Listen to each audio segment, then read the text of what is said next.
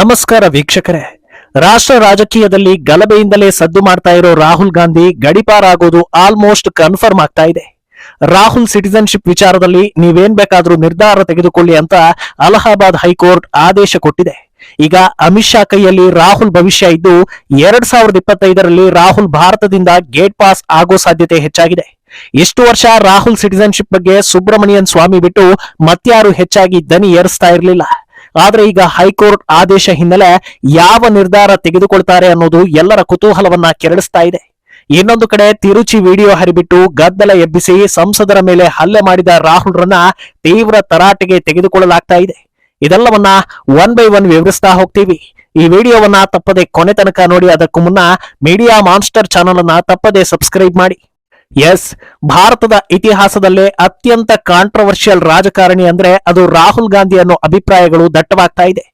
ವಿಪಕ್ಷ ನಾಯಕನ ಸ್ಥಾನದಲ್ಲಿ ಕುಳಿತು ಮೋದಿ ಸರ್ಕಾರದ ನಿಜವಾದ ಹುಳುಕುಗಳನ್ನ ಬಿಚ್ಚಿಟ್ಟು ಎಲ್ಲಾ ವರ್ಗದವರ ಪರ ದನಿ ಏರಿಸಿದ್ದಿದ್ರೆ ರಾಹುಲ್ ಎಲ್ಲೋ ಇರ್ತಾ ಇದ್ರು.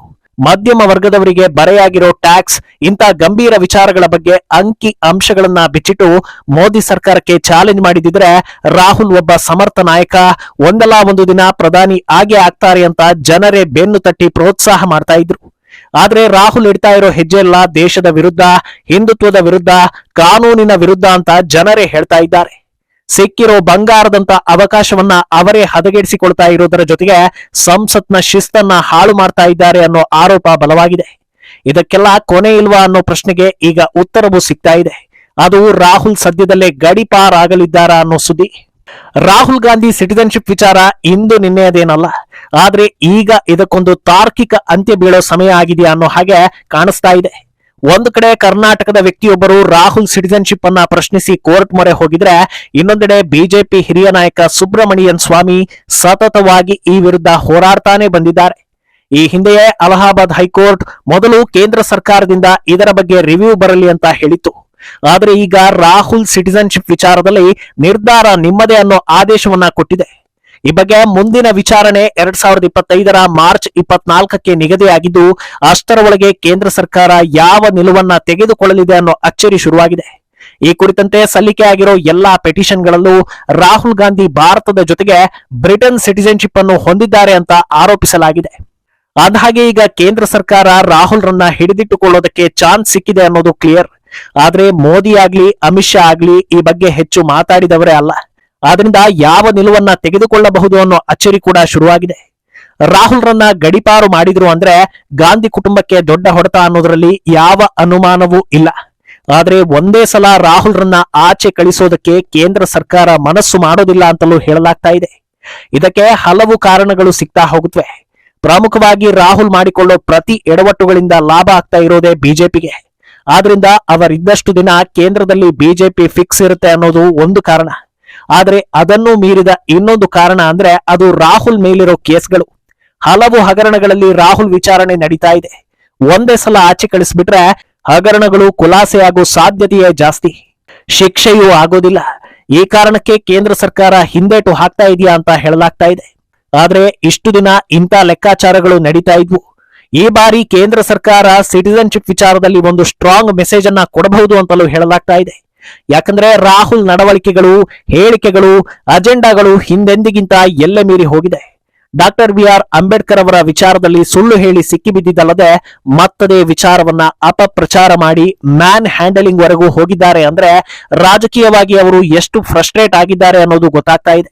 ಇದು ಮುಂದೆ ಬೇರೆ ಬೇರೆ ರೀತಿಯ ಯೋಚನೆಗಳಿಗೆ ದಾರಿ ಮಾಡಿಕೊಟ್ಟು ಅಮಾಯಕ ಭಾರತೀಯರಿಗೆ ಇದರಿಂದ ಸಮಸ್ಯೆ ಆಗಬಾರದು ಅಂದ್ರೆ ಖಡಕ್ ನಿರ್ಧಾರವನ್ನ ಕೈಗೊಳ್ಳೋದು ಸೂಕ್ತ ಅಂತ ಭಾರತೀಯರು ಹೇಳ್ತಾ ಇದ್ದಾರೆ. ಆದ್ರೆ ಮೋದಿ ಸರ್ಕಾರ ಏನ್ ಮಾಡುತ್ತೆ ಅನ್ನೋದು ಸದ್ಯಕ್ಕೆ ಸಸ್ಪೆನ್ಸ್ ಅನ್ನೋ ಹಾಗಾಗಿದೆ. ಇನ್ನು ಇದೇ ಹೊತ್ತಲ್ಲಿ ರಾಹುಲ್ ಗಡಿಪಾರು ಗ್ಯಾರಂಟಿ ಅನ್ನೋದಕ್ಕೆ ಪುಷ್ಟಿ ನೀಡೋ ಇನ್ನೊಂದು ಘಟನೆ ಕೂಡ ನಡೀತಾ ಇದೆ. NDA ಒಕ್ಕೂಟದಲ್ಲಿ ಎಲ್ಲಾ ಪಕ್ಷಗಳ ನಡುವೆ ಹೊಂದಾಣಿಕೆ ಚೆನ್ನಾಗಿಲ್ಲ. ದಶಕಗಳಿಂದಲೂ ಆಗಾಗ ಮುನಿಸು, ಆಕ್ರೋಶ ಹೊರಬರ್ತಾನೆ ಇರುತ್ತವೆ ಅನ್ನೋದು ಗೊತ್ತೇ ಇದೆ. ಪ್ರತಿ ಎಲೆಕ್ಷನ್ ಟೈಮ್ನಲ್ಲೂ ವಿಪಕ್ಷ ನಾಯಕರೇ ಹೇಳೋ ಹಾಗೆ ಮೋದಿಯನ್ನ ಸೋಲಿಸೋ ಸಲುವಾಗಿ ನಾವೆಲ್ಲ ಒಂದಾಗಿದ್ದೇವೆ ಅನ್ನೋದು ಜನರಿಗೂ ಗೊತ್ತೇ ಇದೆ. ಆದರೆ ತೀರಾ ಇತ್ತೀಚೆಗೆ ಮಮತಾ ಬ್ಯಾನರ್ಜಿ ಒಂದು ಕಾಲು ಹೊರಗಿಟ್ಟು ದೊಡ್ಡ ಮಟ್ಟದಲ್ಲಿ ಮಿತ್ರ ಸಂಘಟನೆ ಮಾಡ್ತಾ ಇದ್ದಾರೆ. ಇದಕ್ಕೆ ಕಾರಣವೇ ಸದ್ಯದಲ್ಲೇ ವಿಪಕ್ಷ ನಾಯಕ ಸ್ಥಾನ ಖಾಲಿ ಆಗಲಿದೆ ಅನ್ನೋದು ಗೊತ್ತಿರೋದು ಅಂತ ಹೇಳಲಾಗ್ತಾ ಇದೆ. ರಾಹುಲ್ ಸಿಟಿಜನ್ಶಿಪ್ ವಿಚಾರದಲ್ಲಿ ಭಾರತದಿಂದ ಹೊರಗೆ ನಡೆದ್ರೆ ಮತ್ತೆ ಆ ಸೀಟ್ ಬೇರೆ ಯಾರ ಕೈಗೋ ಅಥವಾ ಗಾಂಧಿ ಕುಟುಂಬದ ಬೇರೆ ವ್ಯಕ್ತಿಗಳ ಕೈಗೋ ಹೋಗದಂತೆ ತಡೆಯೋದಕ್ಕೆ ಮಮತಾ ಹೊಸ ಟೀಮನ್ನ ರೆಡಿ ಮಾಡ್ತಾ ಇದ್ದಾರಾ ಅನ್ನೋ ಅನುಮಾನಗಳು ಕೂಡ ವ್ಯಕ್ತವಾಗ್ತಾ ಇದೆ. ಇನ್ನೊಂದೆಡೆ ರಾಹುಲ್ ವಿರುದ್ಧ ಮಹಾ ಸಿಎಂ ದೇವೇಂದ್ರ ಫಡ್ನವೀಸ್ ಇನ್ನೊಂದು ಬಾಂಬನ್ನ ಸಿಡಿಸಿದ್ದಾರೆ. ಈ ಹಿಂದೆ ಹಲವು ಬಾರಿ ಜೋಡೋ ಯಾತ್ರೆಯಲ್ಲಿ ವಿದೇಶಿ ಶಕ್ತಿಗಳು ಕೈಜೋಡಿಸಿದ್ವು, ಭಾರತವನ್ನ ಕುಗ್ಗಿಸೋ ಸಲುವಾಗಿಯೇ ಈ ಯಾತ್ರೆಯನ್ನ ಮಾಡಿದ್ದು ಅಂತ ಹೇಳಿದ್ರು. ಈಗ ಜೋಡೋ ಯಾತ್ರೆಯಲ್ಲಿ ಟೆರರ್ ಫಂಡ್ ಆಗಿದೆ ಅನ್ನೋ ಓಪನ್ ಸ್ಟೇಟ್ಮೆಂಟ್ ಕೊಟ್ಟಿದ್ದಾರೆ. ಸುಮಾರು 48 ಆಂಟಿ ಇಂಡಿಯನ್ ಸಂಘಟನೆಗಳು ಜೋಡೋ ಯಾತ್ರೆಯಲ್ಲಿ ಭಾಗಿಯಾಗಿದ್ವು. ಈ ಎಲ್ಲಾ ಸಂಘಟನೆಗಳನ್ನು ಫ್ರಂಟಲ್ ಆರ್ಗನೈಸೇಷನ್ ಅಂತ ಗುರುತಿಸಲಾಗಿದೆ. ಅಲ್ಲದೆ ನವೆಂಬರ್ 15, 2024ರಲ್ಲಿ ಖಾಟ್ಮಂಡುವಿನಲ್ಲಿ ಒಂದು ಮೀಟಿಂಗ್ ನಡೆದಿದೆ. ಜೋಡೋ ಯಾತ್ರೆಗೆ ಬಂದಿದ್ದ ಬಹುತೇಕರು ಆ ಮೀಟಿಂಗ್ಗೆ ಹಾಜರಾಗಿದ್ದಾರೆ. ಈ ಸಂಬಂಧ ಎಲ್ಲಾ ದಾಖಲೆಗಳು ನನ್ನ ಬಳಿ ಇದೆ ಅನ್ನೋದನ್ನ ಹೇಳಿದ್ದಾರೆ. ಆದ್ರಿಂದ ಈ ವಿಚಾರ ಕೂಡ ಯಾವ ಟೈಮ್ನಲ್ಲಿ ಬೇಕಾದ್ರೂ ರಾಹುಲ್ಗೆ ಕಂಟಕ ಆಗ್ಬೋದು. ಒಂದು ವೇಳೆ ಇನ್ನೊಮ್ಮೆ ಜೋಡೋ ಯಾತ್ರೆಗೆ ಮುಂದಾದ್ರೆ ಈ ವಿಚಾರ ಪಕ್ಕಾ ಮುನ್ನೆಲೆಗೆ ಬಂದು ಬ್ಯಾಕ್ ಫೈರ್ ಆಗಲಿದೆ ಅಂತಲೂ ಹೇಳಲಾಗ್ತಾ ಇದೆ. ಇದೆಲ್ಲದರ ಮಧ್ಯೆ ಸಂಸತ್ನಲ್ಲಿ ರಾಹುಲ್ ಗಾಂಧಿ ವಿರುದ್ಧ ಬಿಜೆಪಿ ಸದಸ್ಯರು ಕೆಂಡ ಕಾರಿದ್ದಾರೆ. ಸಂಸದ ನಿಶಿಕಾಂತ್ ದುಬೆ ರಾಹುಲ್ ವಿರುದ್ಧ ಹಕ್ಕುಚ್ಯುತಿ ನೋಟಿಸ್ ಅನ್ನ ನೀಡಿ ಸೂಕ್ತ ಕ್ರಮವನ್ನ ಜರುಗಿಸುವಂತೆ ಆಗ್ರಹಿಸಿದ್ದಾರೆ. ಕೇಂದ್ರ ಸಚಿವರು ಮಾತಾಡಿದ್ದ ಭಾಷಣದ ತುಣುಕನ್ನ ರಾಹುಲ್ ತಿರುಚಿರೋದನ್ನ ಕ್ರಿಮಿನಲಿ ಎಡಿಟೆಡ್ ಅಂತ ಪರಿಗಣಿಸಬೇಕು ಅಂತ ದನಿ ಏರಿಸಿದ್ದಾರೆ. ಈ ವಿವಾದ ಶುರುವಾಗ್ತಾ ಇದ್ದ ಹಾಗೆ ಮಲ್ಲಿಕಾರ್ಜುನ ಖರ್ಗೆ ಅಮಿತ್ ಶಾ ವಿರುದ್ಧ ಇದೇ ರೀತಿಯ ಹಕ್ಕುಚ್ಯುತಿ ನೋಟಿಸ್ ಅನ್ನ ನೀಡಿ ತಮ್ಮ ಸ್ಥಾನಕ್ಕೆ ರಾಜೀನಾಮೆ ಕೊಡಬೇಕು, ಸೂಕ್ತ ಕ್ರಮಗಳನ್ನ ಕೈಗೊಳ್ಳಬೇಕು ಅಂತ ಆಗ್ರಹಿಸಿದ್ರು. ಆದ್ರೆ ಯಾವಾಗ ಭಾಷಣವನ್ನ ತಿರುಚಿರೋದು ದೊಡ್ಡ ಮಟ್ಟದಲ್ಲಿ ಜನರಿಗೆ ಗೊತ್ತಾಯ್ತೋ ಕೈ ನಾಯಕರು ತಣ್ಣಗಾಗಿದ್ದಾರೆ. ಉಳಿದಂತೆ ಮ್ಯಾನ್ ಹ್ಯಾಂಡಲಿಂಗ್ ಸಂಬಂಧ ರಾಹುಲ್ ವಿರುದ್ಧ ಕೇಸ್ ಆಗಿದ್ದು ಸದ್ಯದಲ್ಲೇ ಕಾನೂನು ಕ್ರಮಗಳನ್ನ ಎದುರಿಸಬೇಕಾಗಿರೋ ಸಾಧ್ಯತೆಯೂ ದಟ್ಟವಾಗಿದೆ. ಇನ್ನೊಂದು ಕಡೆ ಮಹಿಳಾ ಸಂಸದೆ ಕೂಡ ರಾಹುಲ್ ವಿರುದ್ಧ ದನಿ ಏರಿಸಿರೋದ್ರಿಂದ ಅಲ್ಲೂ ಮುಖಭಂಗ ಆಗ್ತಾ ಇದೆ. ಇದೆಷ್ಟು ರಾಹುಲ್ ಕಥೆಯಾದ್ರೆ ಹೊಸದಾಗಿ ಸಂಸತ್ಗೆ ಕಾಲಿಟ್ಟು ಹೊಸ ವಿವಾದಗಳನ್ನ ಸೃಷ್ಟಿಸ್ತಾ ಇರೋ ಪ್ರಿಯಾಂಕಾ ರಾಬರ್ಟ್ಗೆ ಬಿಜೆಪಿ ಸಂಸದೆಯೊಬ್ಬರು ತಿರುಗೇಟು ಕೊಟ್ಟಿದ್ದಾರೆ. ಭುವನೇಶ್ವರದ ಬಿಜೆಪಿ ಎಂಪಿ ಅಪರಾಜಿತಾ ಪ್ರಿಯಾಂಕಾ ವಾದ್ರಾಗೆ ಒಂದು ಬ್ಯಾಗ್ ಅನ್ನು ನೀಡಿದ್ದಾರೆ. ಅದರಲ್ಲಿ 1984 ಅಂತ ದೊಡ್ಡದಾಗಿ ಬರೆದಿದ್ದು ರಕ್ತದ ಕಲೆಗಳಿಂದ ಚಿತ್ರಿತವಾಗಿದೆ. 1984ರಲ್ಲಿ ನಡೆದ ಸಿಖ್ ಸಮುದಾಯದವರ ಮಾರಣ ಹೋಮವನ್ನ ನೆನಪಿಸುವ ಸಲುವಾಗಿ ಈ ಬ್ಯಾಗ್ ಅನ್ನು ನೀಡಿದ್ದಾರೆ. ಈ ಬಗ್ಗೆ ಮಾತನಾಡಿರೋ ಅಪರಾಜಿತಾ, ನಮ್ಮ ಮಾನ್ಯ ಸದಸ್ಯೆ ಪ್ರಿಯಾಂಕಾ ವಾದ್ರಾರಿಗೆ ಬ್ಯಾಗ್ಗಳು ಅಂದ್ರೆ ತುಂಬಾನೇ ಇಷ್ಟ.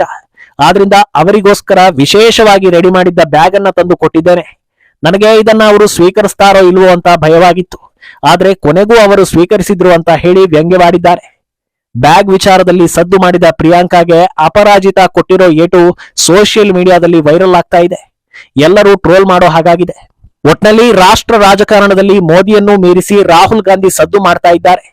ಸದ್ಯಕ್ಕಂತೂ ವಿವಾದದಲ್ಲಿ ರಾಹುಲ್ ಗಾಂಧಿಯನ್ನ ಬೀಟ್ ಮಾಡೋದಕ್ಕೆ ಯಾರಿಂದಲೂ ಸಾಧ್ಯವಿಲ್ಲ ಅಂತ ಹೇಳಲಾಗ್ತಾ ಇದೆ.